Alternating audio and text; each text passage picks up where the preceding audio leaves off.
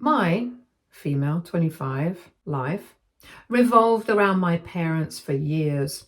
After my older brother, male 30, disappeared from the family picture, all the responsibility was dumped on my shoulders. I put off dreams of going to college, of moving out, of just living on my own. It wasn't what I wanted, but I couldn't leave my parents in their fragile state after my brother's abrupt departure. At least that's what I told myself all these years. This Christmas, things were different. I wasn't exactly excited, but I hoped that maybe for once I'd get some acknowledgement. After all, it was the first Christmas in years where we'd all be together. Me, my parents, some other family, and surprisingly, my estranged brother. He'd been gone for 7 years with barely a word. Yet now he was back.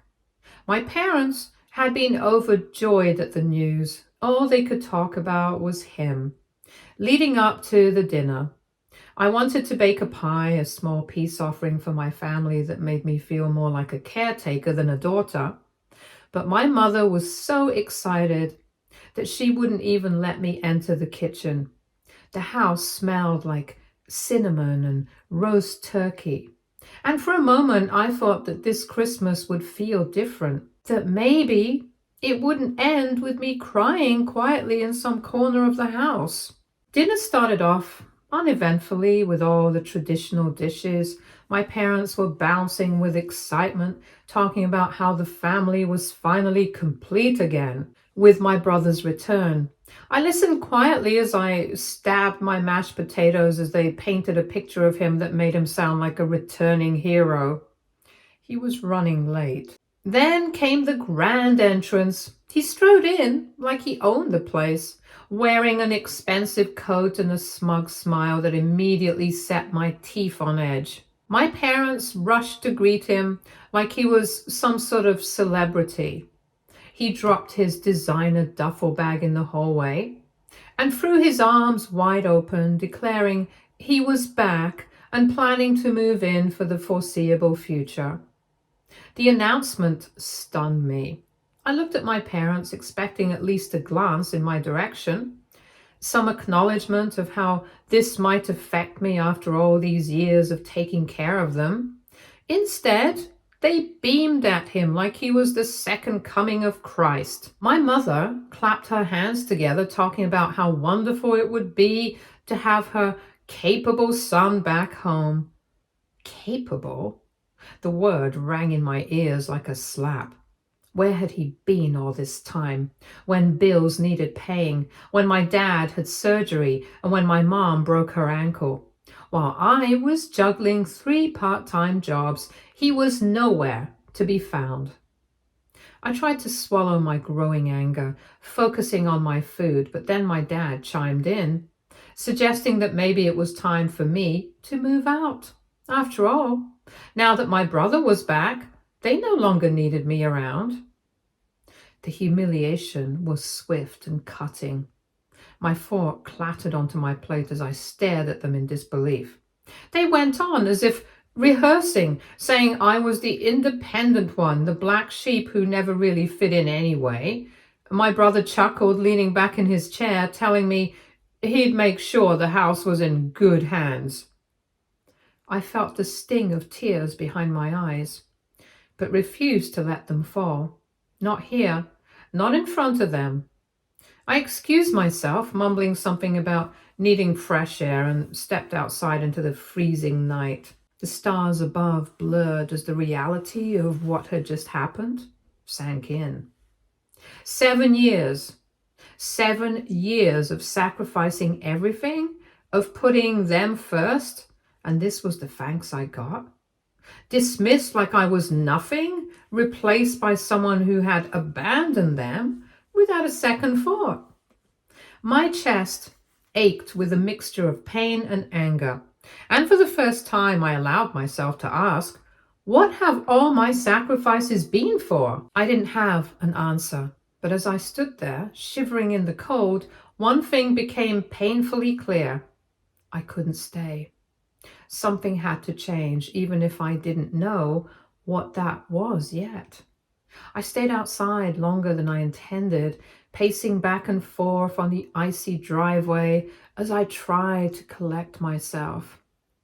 The humiliation of being so casually dismissed by the people I had sacrificed everything for made my blood boil. I had always known my parents favored my brother. Even as kids, it was clear. But this, telling me to leave now that he was back, it felt like the final betrayal. I didn't want to go back inside, but I couldn't leave either. My car was parked in the driveway, and I didn't want to make a dramatic exit that would only give my brother more to gloat about. So I stood there, staring at the warm glow of the house and wondering how everything had gone so wrong. It wasn't long before I heard the creak of the front door opening behind me. I stiffened, expecting my mother or father to come out and give me another condescending lecture about how I should be happy for my brother. Instead, it was my uncle. He'd been at the dinner, too, sitting quietly at the far end of the table, saying little as the drama unfolded.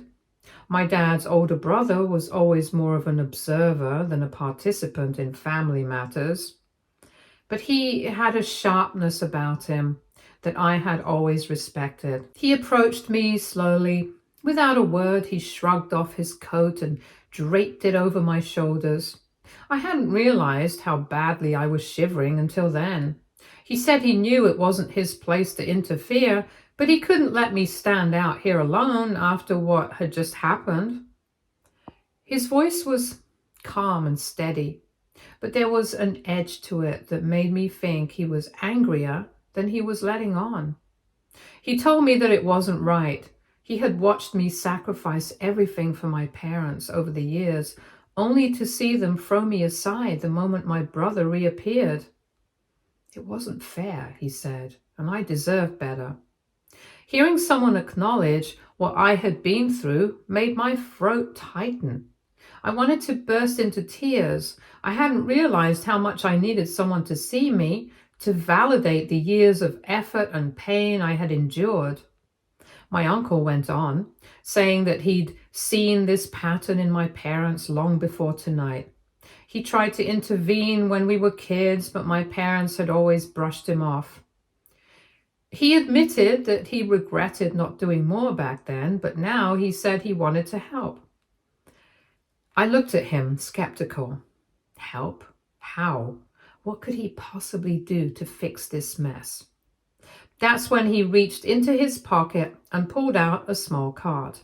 He told me about an opportunity he'd been working on, a business venture that was a parent company he'd recently started with a few partners. He said they were looking for someone reliable, hardworking, and smart to help manage operations. He thought I'd be perfect for the role. I stared at the card. My mind was racing. It felt like a lifeline being thrown to someone who was drowning. But at the same time, doubt crept in. What if I wasn't cut out for it? What if I failed? I had spent so many years in survival mode, taking care of my parents and working odd jobs, that I didn't even know what I was capable of anymore. He must have sensed my hesitation because he told me to think about it, no pressure. But he made it clear that he believed in me, even if no one else seemed to. He said it was time for me to start living for myself instead of everyone else. I stayed outside with him for a while longer, talking quietly about the past and the guilt that came with even considering walking away from my parents. He listened without judgment, offering only encouragement and reassurance. When we finally went back inside, my parents and brother were still sitting in the dining room, laughing like nothing had happened. They barely noticed me gone. Am I foolish for staying by their side for so long? Update 1. 2 days after Christmas, I could still feel the sting of my parents' words. Black sheep, no longer needed. Their voices echoed in my mind like a cruel reminder of how little I meant to them.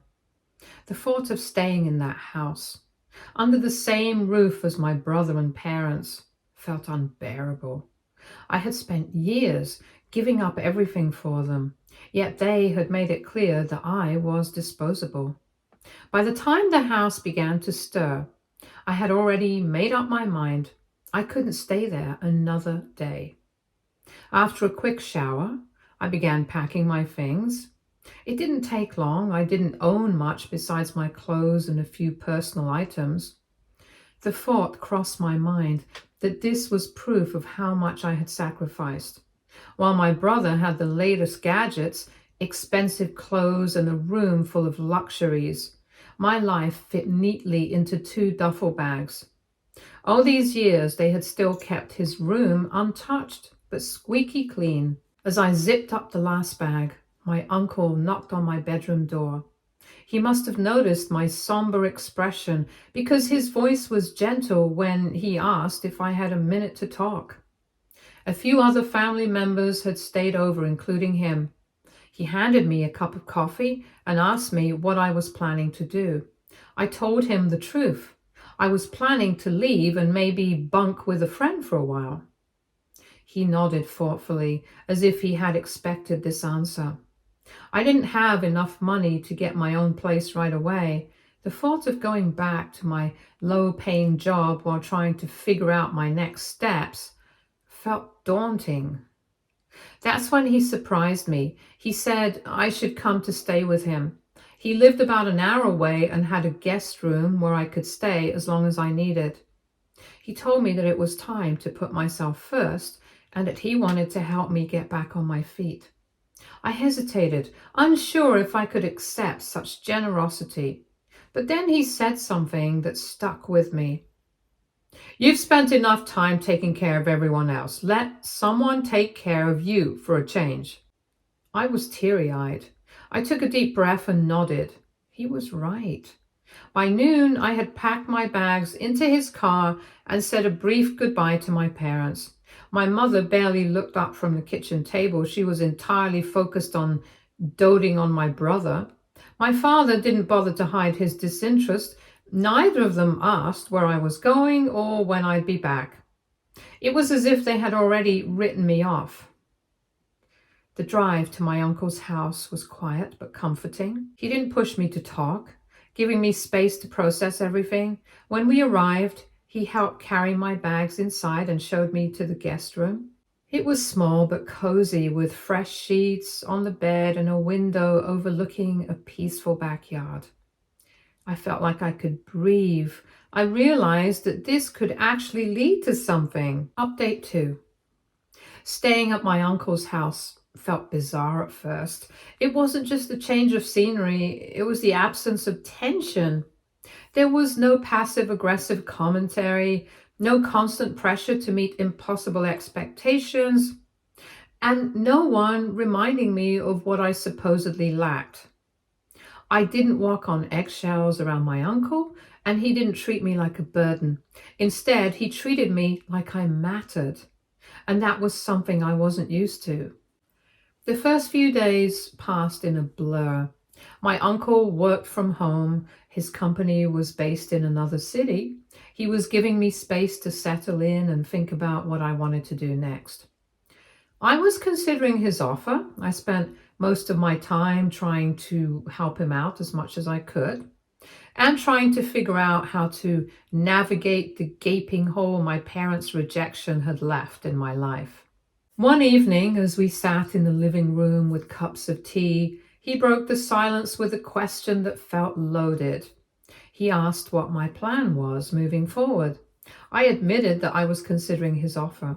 It felt strange to think about my own needs, let alone put them first. He went on to say that he had seen how I handled everything at home, from budgeting to managing schedules, and he knew I had what it took to come into this business. At first, I wasn't sure if I could take him up on his offer. It sounded too good to be true, and I worried about failing or letting him down. But he was quick to reassure me. He said that he wasn't just handing me an opportunity. He wanted me to create an experience for myself. He promised to guide me through the process, but he made it clear that this was my chance, and he told me to not let him down. The idea had already started to grow on me. I thought about all the years I had spent sacrificing for others and how little I had to show for it. This could be a way to finally pursue something that was mine, even though it was in another city. I told him I was in. The relief on his face was evident. Update 3. The first few weeks in the new city felt like stepping into a different life. It wasn't easy, but there was something liberating about starting fresh. My uncle had been nothing but patient as I adjusted to the pace of his business. He gave me real responsibilities from the beginning. He wasn't playing around. He set me up in his office and told me it was mine to use until I found my feet. The work was challenging, but I threw myself into it. I was desperate to prove I could handle it. He'd always said I had untapped potential, and slowly I started to believe him too. The mornings were packed with meetings and planning sessions, while the evenings brought a kind of peace I hadn't known in years. No shouting, no added pressure. It was relieving. One evening, after we wrapped up for the day, my uncle poured us both a drink and told me his own story. He'd struggled in his early days, balancing work and personal obligations while trying to figure out who he was. It struck me that I wasn't as alone as I thought. He told me that he saw the same fire in me that he once had in himself. And that simple comment lit something in me that I thought had burned out long ago. I signed up for an online certification program to help with my new role, juggling work and studies for the first time in forever. It wasn't easy, but I thrived on the challenge. Gone was the suffocating feeling of being stuck in one place. Every day brought something new to learn, and with each little success, my confidence grew. One night, as I sat in my apartment surrounded by notebooks and spreadsheets, I looked around and thought about how far I'd come. For years, I'd been stuck in a cycle of giving, just giving. A simple thank you would have sufficed, but it never came. I gave up my dreams and ambitions to hold my family together, only for them to push me aside the moment they thought I wasn't needed anymore. I'd be lying if I said I didn't still feel the sting of that betrayal. Sometimes it hit me when I least expected it. Seeing families out together at a cafe or hearing colleagues talk about their supportive parents, but then I'd remind myself that I wasn't doing this for anyone else anymore. This was my life, and it was finally my turn to live it on my terms. Back at home, things weren't going exactly as my parents had imagined. My brother, the one they had so eagerly welcomed back into their lives, was showing his true colors. At first, it was the small things that made a difference. He promised to help out with the bills, but always forgot to pay his part. Or he'd leave his stuff scattered everywhere, leaving my parents to pick up after him. I'd seen it before, and I could tell this wasn't going to end well. But this time, it wasn't me left picking up after him. It was my parents, now realizing what they'd gotten themselves into. The turning point came when the bills started piling up faster than they could keep track. My brother had no problem spending money on gadgets and things that kept him entertained, while my parents scrambled to make ends meet. They were stuck with him, and he was draining them dry. It didn't take long for them to realize they had made a mistake, though it was clear they didn't want to admit it. I found out through some family gossip that they were starting to regret the way they treated me, especially when they noticed how their situation was falling apart. My brother, the one they thought would be their savior, was too busy doing whatever he pleased. Meanwhile, my life had started to move forward in a way I didn't think was possible. The word about my success got back to them somehow, probably through all those relatives who had never been shy about sharing details. I wasn't sure how they felt about it, but I didn't really care anymore. They'd chosen to push me aside for someone who wasn't even trying, and now they were left with the consequences of their decisions. Update 4. The voicemail came out of nowhere. It was my mom, and something about her voice sounded different, more fragile, almost desperate. She told me they needed to talk, that they were sorry for what had happened. I couldn't believe it. After everything, did they just expect me to walk back into their lives like nothing had changed? I tried to push the thought aside, but it kept gnawing at me. I wanted answers. I wanted to hear them admit they'd messed up. I called my uncle. He wasn't surprised at all, like he'd seen this coming. He told me, "Don't let them guilt you into coming back, not after everything you've worked for. You've earned your peace." He was right. So, against my better judgment, I went. I wasn't sure what I was walking into. When I stepped inside the house, it felt like nothing had changed. Same furniture, same clutter. My parents were sitting at the kitchen table, their faces hanging. I could tell they hadn't slept much, and for a second I wondered if they were regretting what they had done. But then the tension hit me. I knew this wasn't just about a sorry they thought would make everything better. Dad spoke first, his voice rough, like it hadn't been used in days. He said they were sorry, that they'd made a huge mistake pushing me away from my brother. I stood there for a second, trying to figure out how to process the words. After everything they'd done, this felt hollow. I couldn't hold it in anymore. I told him how much they had hurt me, how they had dismissed everything I'd done for them. I said they were wrong to kick me out and treat me like I was the problem. I couldn't stop the anger that was rising in me, so I just let it spill out. I reminded them that I was the one who had kept everything together while they focused on the son who had walked out on them when they needed him the most. I couldn't believe they'd actually think everything would be fine just because he decided to show up again. They both seemed taken aback by my words. But it was Mom who finally spoke. She said she didn't realize how much she'd pushed me away, that they just wanted things to be okay again, with my brother back in the house. She almost sounded like she was begging for forgiveness, and for a second I felt maybe pity, but then the anger came rushing back. I couldn't believe it. I said, "Okay, you think everything would just magically be okay because he's back? You think I'm just going to forget all those years of being the one who took care of everything? I gave up everything for you guys."